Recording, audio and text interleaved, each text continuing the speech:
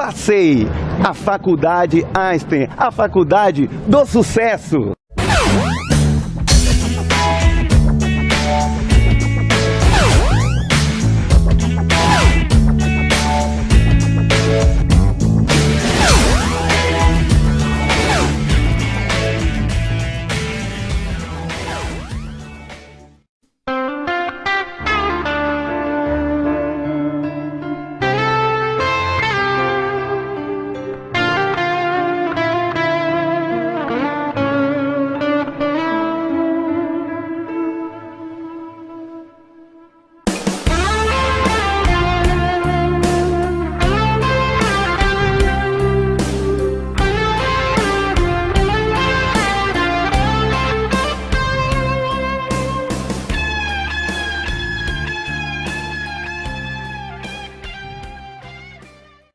Adam Smith é considerado um dos pais da economia, mas também é um dos pais da visão liberal.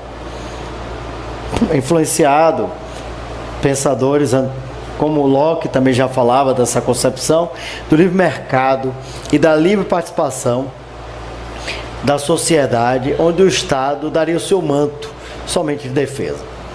Isso, por sua vez, dentro da visão liberal, que hoje vivemos a nova visão liberal, denominada de neoliberalismo, nos permite com que o Estado democrático de direito, ele tenha uma participação minória em termos do ato civil.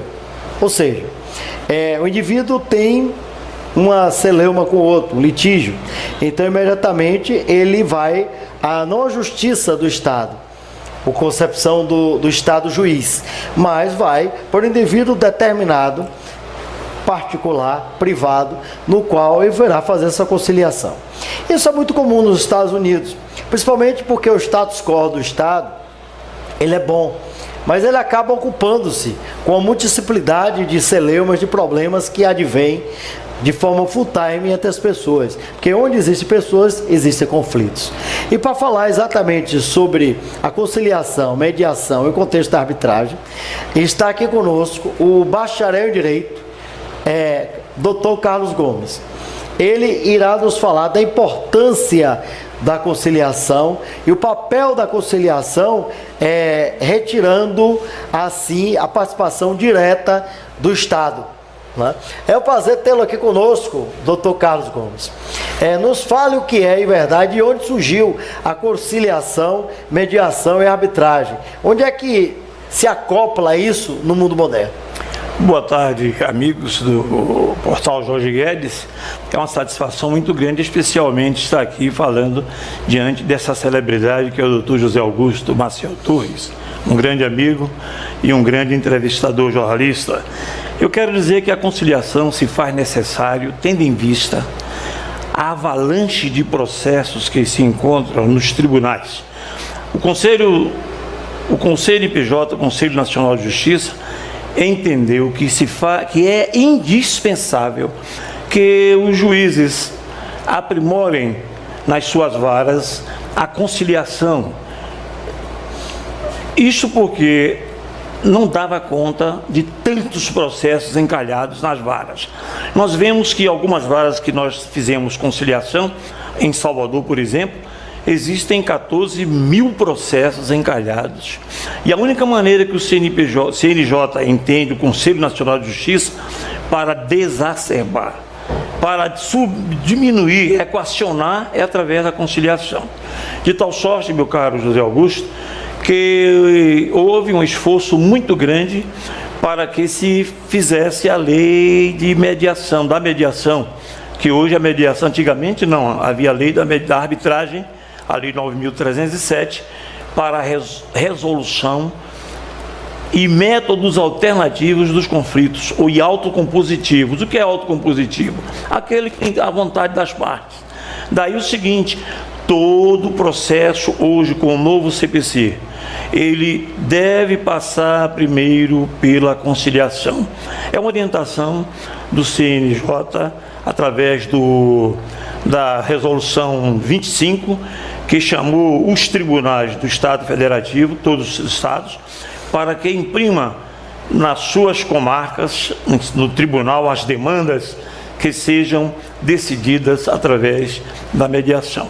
Os tribunais, por orientação do Conselho Nacional de Justiça, está capacitando mediadores, capacitando os bacharéis, advogados, os juízes, para que trabalhem através da mediação como meio alternativo de solucionar, de equacionar a avalanche de processos que estão aí dormindo nas varas em todo o Brasil. O CNJ entendeu, depois de fazer uma estatística e verificar que há mais de 100 milhões de processos encalhados. Daí a importância da mediação para o mundo atual. Agora, diga-me uma coisa, você falou uma coisa interessante aí. Tem uma máxima de direito que diz que o direito não protege aqueles que dormem. O Estado não dormiu porque exatamente deixou uma minoria de juízes, uma minoria de promotores, uma minoria de pessoas adentradas dentro do serviço público e acabou se perdendo e tendo que se refugiar à iniciativa privada? Bem, na realidade, a conciliação, tanto ela quanto a mediação pode ser judicial e extrajudicial. Extrajudicial é aquela que é feita por pessoas capacitadas, que tenham a capacidade de mediar conflitos. Então, poderíamos chamar de conciliação, mediação extrajudicial. A mediação judicial é aquela que é feita dentro de uma vara, de uma comarca, dentro de um segmento judiciário. Por isso que a conciliação é a mediação judicial e a extrajudicial. Na realidade, os nossos magistrados não foram capacitados para conciliar. Estão sendo agora, com a medida tomada pelo CNJ, Conselho Nacional de Justiça, que está capacitando nossos magistrados, nossos bacharéis em direitos, pessoas que tenham capacidade de resolver conflitos. Daí que a orientação do CNJ e dos tribunais é até terceirizar para que a instituição organizada possam ter a capacidade de assumir determinados conflitos e conciliar, e mediar, e homologar dentro do Poder Judiciário.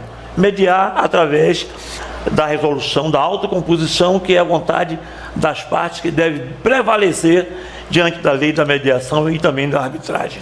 O ato civil, ele, em verdade, é civilizado, é para evitar a barbárie. Nós tivemos 3 linhas de andamento do contrato social. Primeiro é tomar hobby. O homem, por sua vez, é o lobo do próprio homem, e surgirá o Leviatã. O Estado surge aí para evitar a barbárie, né? Para evitar que o homem saia fazendo miséria. Esse é o primeiro passo do contrato social. A posteriori, John Locke, ele para e diz: não, o homem é tábua rasa, a sociedade o molda. Então, todo homem que nasce, ele tem direitos e deveres iguais. O l'état c'est moi já era, o Estado sou eu, como era uma visão de reis.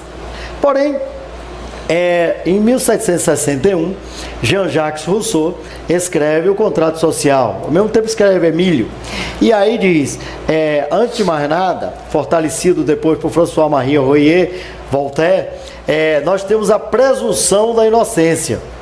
E aí houve uma definição de todos os 3 poderes, que já vinha sendo estudado e desenvolvido por John Locke. No Espírito das Leis, Montesquieu escreve muito bem todo o contexto. E aí o que foi feito na França, partindo de pressupostos da Revolução Gloriosa, a Revolução Americana, formou o que hoje nós chamamos Estado Democrático de Direito. Dentro desse contexto, deu-se ao juiz o poder de mando, não de pedir, como promotor, né? Todos pedem, o advogado também pede, né? Esse poder de mando e o status quo de direito levou o Estado a ter um poder supremo. Aí eu vou a Max Weber: autoridade burocrática, autoridade tradicional e autoridade carismática. Será que não deu um poder exacerbado, até como se fosse uma quarta autoridade, a autoridade militar? Porque o senhor acabou de me falar que não houve preparo para conciliação, mas a condição sine qua non daquele que está a julgar é conciliar as partes. Tanto é verdade que o ato é civilizado, senão teria essa barbárie, né? O crime, ele caracteriza pela geração da expectativa, o surgimento da vítima, o indivíduo ou o Estado. Em uma celeuma, a vítima, existe a vítima e o réu. O Estado, na verdade, ele aparece para conciliar. Não é o crime. O crime é o agressor, está sendo agredido também o Estado. Aí o senhor volta à pergunta: por que nossos magistrados, então, não foram preparados para tal? As escolas de direito não assim o fazem? Ou porque muitos estão simplesmente sendo bacharéis em direito para fazer concurso e ter altos salários, como procuradores, delegado federal, porque o delegado estadual ganha pouco, ou juízes? Na realidade, o Estado juiz, ele sempre primou para julgar os feitos, para julgar os conflitos, as demandas, dentro da lei, dentro do nosso ordenamento jurídico. E o ordenamento jurídico, ele não equaciona, ele não equacionou, ele não resolveu. Então há conflitos hoje de pequeno porte que está sobrecarregando o Estado juiz. Por isso que o primeiro mundo hoje avança pertinente a julgar conflitos através da arbitragem. Você vê que o conflito das Malvinas com a Guerra das Malvinas, Estados Unidos, Argentina e Inglaterra, foi conciliado, foi mediado, foi decidido com o voto de Minerva através da arbitragem, da lei de arbitragem. Por quê? Porque ela é célere, ela é menos onerosa. O árbitro hoje ele tem no máximo 180 dias para dar uma sentença, enquanto que um processo no Estado juiz, um processo dentro do nosso ordenamento jurídico, ele pode levar 10 anos, 15 anos, 20 anos, 50 anos, depende da capacidade da contestação, porque a lei permite os recursos, a lei permite que você possa procrastinar um processo. Então a nossa lei, por isso que agora entra em vigor agora o novo CPC, que vai dar mais celeridade aos processos. Mesmo dando celeridade, o CNJ entende que os nossos juízes estão sobrecarregados de processos. Por isso é que hoje vale muito uma demanda sendo conciliada através da mediação, a lei 1340, uma lei recente, foi promulgada recentemente, entrou em vigor agora, né? Já entrou em vigor agora, a lei 13.040, mas a lei de arbitragem, ela tem uma eficácia tremenda, porque ela não cabe a ela recurso. Dentro do processo jurídico, a arbitragem extrajudicial, de acordo com a lei 9.307, se e somente houver a cláusula compromissória dentro de um contrato, o Estado juiz não entra. O Estado juiz ele não pode entrar num conflito, numa demanda onde há cláusula compromissória. Por isso é que a arbitragem, ela é célere, é menos onerosa e ela decide o conflito num prazo recorde, que pode ser numa audiência de conciliação, de mediação, que pode ser dentro do prazo máximo da sentença, de 180 dias. Quando você firma um contrato com um demandante, ou com um contrato de locação, um contrato de serviço, onde você tem, primeiro, a Lei de Defesa do Consumidor, 8.078, que também lhe permite você também conciliar, você mediar. Mas se no contrato tiver a cláusula compromissória, que diz assim mais ou menos, qualquer interpretação, qualquer discordância nesse presente contrato será decidido através da mediação e da arbitragem. Aí só e somente árbitros, instituições de arbitragem poderão resolver tais conflitos. O Estado juiz não entra. E a decisão dos árbitros tem uma força tão poderosa que só e somente o Superior Tribunal Federal poderá cancelar uma decisão arbitral. Eu quero dizer, meu nobre amigo, na realidade os promotores, eles estão aí para fazer cumprir a lei, eles são fiscais do cumprimento da lei. Os juízes estão aí para julgar de acordo com a lei. O advogado está aí para defender os seus constituídos. Então, o que nós podemos ver nesse diálogo aqui, é que é imprescindível hoje, e nenhuma ação daqui por diante, mesmo dentro do Estado juiz, terá sequência sem primeiro as partes terem a oportunidade de conciliar. Primeiro são convocadas para que haja uma conciliação, que será respeitado que a vontade das partes. Se as partes estão de acordo para dar um fim naquela demanda, o Estado juiz vai homologar a vontade das partes. Eu não diria que os promotores, eu diria sim, que os juízes não foram preparados para a conciliação. Hoje sim. Hoje o CNJ está investindo alto, está capacitando conciliadores, capacitando mediadores para equacionar essa avalanche de mais de 100 milhões de processos que estão deitados dentro das comarcas, porque você hoje julga 100 mil processos, entraram 3 mil hoje. A cada dia entra 3 vezes, 4 vezes mais o número de processos que foram julgados. Imagine, meu nobre jornalista José Augusto, que há 3 anos eu conciliei, em 2010, eu conciliei um processo na 19ª Vara. 2010, esse processo era de 1998, e esse processo concluso, a nobre magistrada, e até hoje não foi decidido a sentença, o processo não foi concluído. Se tivesse partido para a mediação e para a arbitragem, esse processo já teria exaurido suas demandas, o conflito que traz para a sociedade um prejuízo muito grande, a demora, o prejuízo da demora.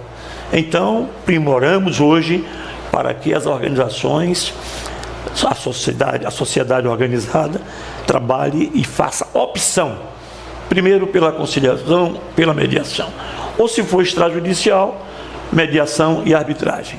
Eu acho que fui claro. Qualquer dúvida, estou aqui para trocar em miúdos, explicar melhor aos nossos telespectadores. Mas você não acha que existem 3 coisas aí interessantes? Primeiro, não acha que é culpa do Estado, porque pega e desvia determinadas condições, determinada parte financeira e não faz concursos, não abre concursos para promotores, para juízes e para procuradores e etc. mais, e por isso ele está querendo colocar, tirada dele, né, a responsabilidade que é constitucional. Segundo, o juiz e o promotor, ele passa por uma seleção muito grande para assim sê-lo. E o mediador e a arbitragem e o árbitro, eles são feitos de uma hora para outra, sem preparo nenhum. E terceiro, nós vivemos numa sociedade que, apesar de, dentro do contexto da economia liberal, nós ainda temos uma visão paternalista, onde a participação do Estado é a condição sine qua non para a existência do povo, porque o povo foi educado para tal. Né? Inclusive é diferente do status quo dos Estados Unidos. Então o que é que você nos diria dentro dessa visão? Bem, primeiro que eu discordo sobre o preparo. Discordo porque, na realidade, o juiz, quando ele pega um conflito, uma demanda de grande porte, aí que tem uma questão, vamos dar um exemplo, de saúde, e que não está na área dele, ele vai convocar um perito de saúde para emitir um parecer técnico. Não é verdade? Isso é verdade. Se na área da construção civil, ele vai pedir um parecer técnico de um arquiteto, de um engenheiro civil. Isso é verdade. Quanto que na arbitragem, o quadro de árbitros, ele é composto de pessoas de capacidade em determinadas áreas, e qualquer conflito, ele vai ser absorvido por um quadro de árbitros em número ímpar, onde terão 3 árbitros para dirimir as questões de uma demanda. De modo que a celeridade acontece porque um perito da área já está inserido como juiz arbitral ali, dentro do processo da conciliação, da mediação e finalmente da arbitragem, se foi a opção dos demandantes. Então, de modo que a capacidade do árbitro ela é respeitada a tal ponto que o Estado juiz não mete a colher aonde o árbitro está decidindo através da arbitragem, de acordo com a Lei 9.307. Daí é que o Superior Tribunal Federal, os nossos magistrados dos escalões elevados, entendem que não pode meter o bico, porque assim a Constituição determina que a lei da arbitragem ela tem uma eficácia de uma sentença irrecorrível. Aí que alguns magistrados que têm pouco conhecimento sobre a arbitragem, eu percebi alguns juízes, alguns magistrados ficar preocupados com a arbitragem, porque a arbitragem, muitas vezes ele entende assim, o árbitro, ele não é um juiz togado. Na realidade, o árbitro, no exercício da função, ele é equiparado ao juiz togado, de sorte que ele não é diminuído, pelo contrário, ele é equiparado. E a sentença arbitral tem força de uma sentença inquestionável, irrevogável. Nenhum juiz, nenhum desembargador poderá anular uma sentença arbitral. Só e somente o Superior Tribunal Federal de Justiça poderá analisar, e isso sim, dentro da convenção da arbitragem, os árbitros não fizeram o procedimento de acordo com o que determina a legislação pertinente a este assunto. Bem colocada a sua resposta, achei interessante.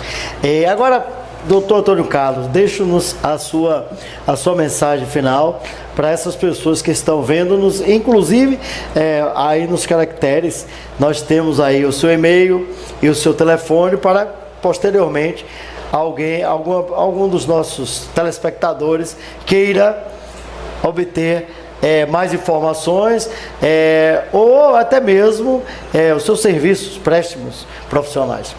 Eu quero agradecer a oportunidade, estou muito feliz por este momento. O portal Jorge Guedes abriu os seus canais falando para o Brasil e para outros países da Europa, da América, e dizer o seguinte, que no primeiro mundo, meu caro doutor José Augusto, se prima pela arbitragem, pela eficácia, pela celeridade e pelo custo mais acessível.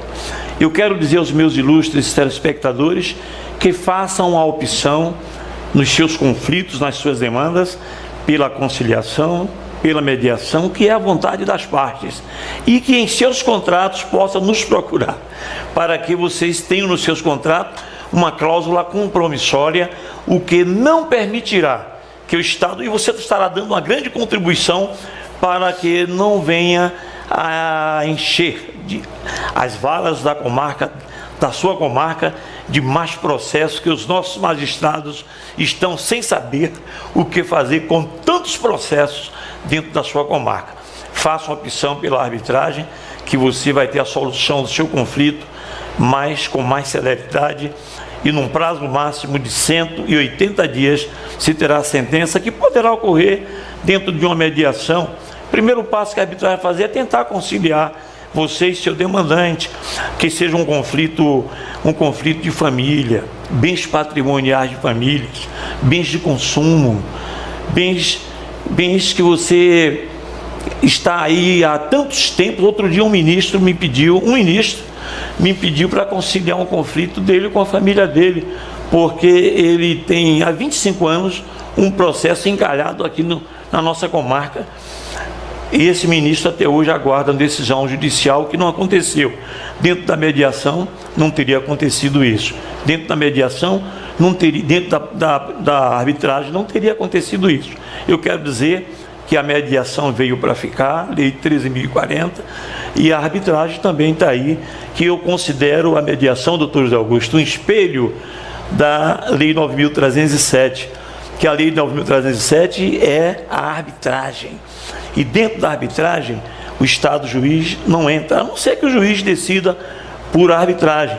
Ele também pode decidir como árbitro, claro, ele pode decidir também como árbitro, mas tem a arbitragem judicial e a extrajudicial. E eu encerro minhas palavras com os meus agradecimentos ao doutor José Augusto e a toda a equipe do portal Jorge Guedes. É interessante que o alicerce do termo primeiro, segundo, terceiro mundo deu-se ao surgir a Guerra Fria. Exatamente por quê? Pelo motivo, o primeiro mundo eram os países capitalistas, o segundo socialista, o terceiro eram os outros que estavam sendo lutados para serem dominados ou pelo socialismo ou pelo capitalismo, né? Isso é fato mundial. Nós somos considerados terceiro mundo, o Brasil. Por quê? Porque tivemos uma luta hércula em toda a América Latina, onde a antiga União Soviética objetivava transformar alguns países em socialistas, que conseguiram, né? Cuba, né? É exemplo disso, e outros na visão capitalista. Como nós estamos hoje vivendo a tese antítese e a síntese, como dizia Hegel, que é uma pessoa que influenciou exatamente Marx, nós ouvimos a colocação de que no nosso terceiro mundo, como é denominado dentro do contexto econômico, social e político, nós temos a oportunidade de ter uma visão neoliberal, na qual nos permite, de forma civilizada, fazermos a conciliação, mediação e arbitragem. E falou-nos muito bem sobre isso aqui o doutor Carlos Gomes.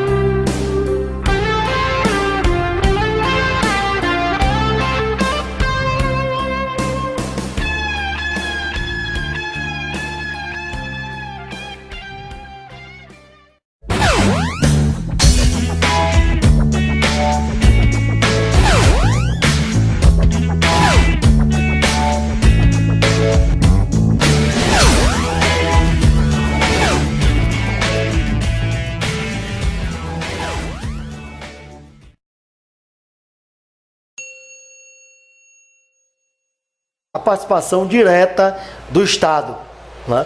É um prazer tê-lo aqui conosco, Dr. Carlos Gomes. Nos fale o que é, em verdade, e onde surgiu a conciliação, mediação e arbitragem. Onde é que se acopla isso no mundo moderno? Boa tarde, amigos do portal Jorge Guedes. É uma satisfação muito grande, especialmente estar aqui falando diante dessa celebridade que é o Dr. José Augusto Maciel Torres, um grande amigo e um grande entrevistador jornalista. Eu quero dizer que a conciliação se faz necessário, tendo em vista a avalanche de processos que se encontram nos tribunais. O Estado daria o seu manto somente de defesa. Isso, por sua vez, dentro da visão liberal, que hoje vivemos a nova visão liberal, denominada de neoliberalismo, nos permite com que o Estado democrático de direito, ele tem uma participação minória em termos do ato civil. Ou seja, o indivíduo tem uma celeuma com o outro, um litígio. Então, imediatamente, ele vai não à justiça do Estado, a concepção do Estado juiz, mas vai por um indivíduo determinado, particular, privado.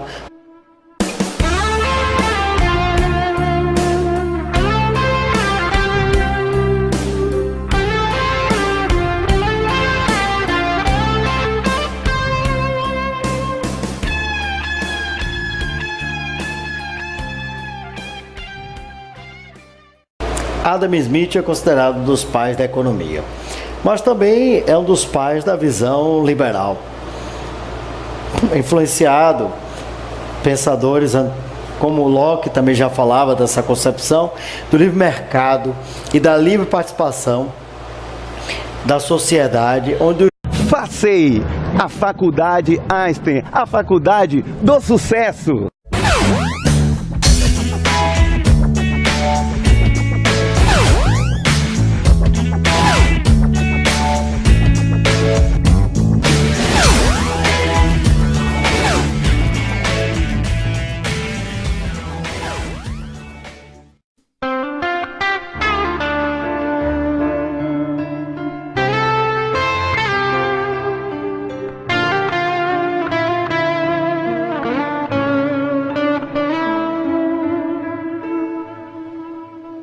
no qual ele virá fazer essa conciliação.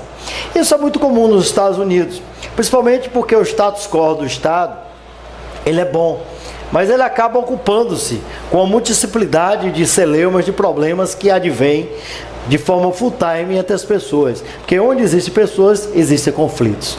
E para falar exatamente sobre a conciliação, mediação e o contexto da arbitragem, está aqui conosco o bacharel em Direito, Dr. Carlos Gomes. Ele irá nos falar da importância da conciliação e o papel da conciliação retirando assim